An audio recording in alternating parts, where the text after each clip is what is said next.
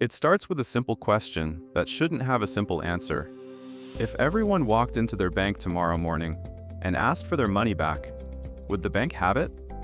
The uncomfortable truth is, no, not even close. And yet, somehow, banks never seem to run out of money. They survive crashes, they survive bad loans, they survive panic. So what's really going on here? Right now, this matters more than people realize, because the entire global economy runs on trust in banks. Your salary, your savings, your home loan. All of it flows through a system that, on the surface, looks stable, but underneath, works very differently than most people imagine. Let's start with the simplest version. You deposit $1,000 in a bank. You think it just sits there, waiting for you. But the bank doesn't do that. It takes your $1,000, keeps a small part, and lends the rest to someone else. Maybe $900 goes out as a loan. Now that person spends it, and that money ends up in another bank, which again, keeps a little, and lends the rest. This repeats, again and again. Your $1,000 doesn't stay $1,000. It quietly multiplies across the system. This is where things get strange, because at this point, multiple people believe they have money. You think you have $1,000 in your account. Someone else has $900 they borrowed. Another person has $800 from that. On paper, it all looks real. But physically, that original $1,000 is long gone. So why doesn't the system collapse instantly? Because not everyone asks for their money at the same time. Banks are built on that assumption. Quietly, carefully, almost invisibly. As long as people behave normally, the system works. But when they don't, things get interesting. This is what we call a bank run. People panic. They rush to withdraw their money. And suddenly, the illusion cracks. Banks can't keep up.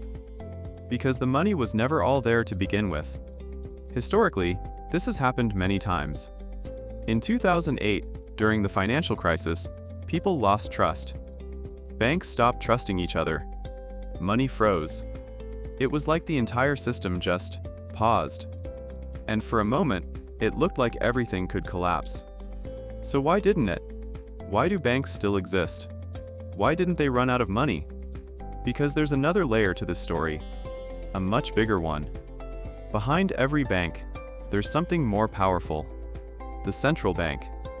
Think of it as the bank for banks. When regular banks start running low, they go here.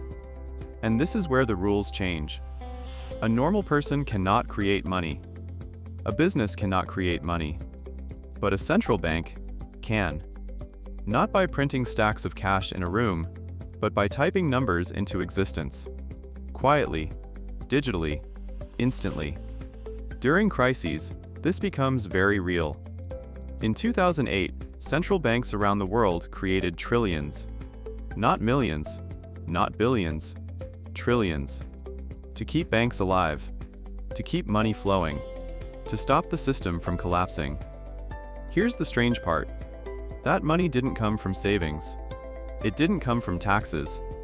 It was created because it had to be.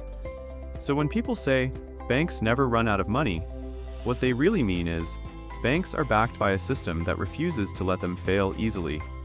But this creates a new question. If money can be created like this, why isn't everyone rich? Because creating money has consequences. When more money enters the system, each unit becomes slightly less valuable. Prices rise. Slowly at first, then all at once. This is inflation. So there's a balance. Create too little money, and the system freezes. Create too much, and money itself starts losing meaning. Now step back and look at the irony.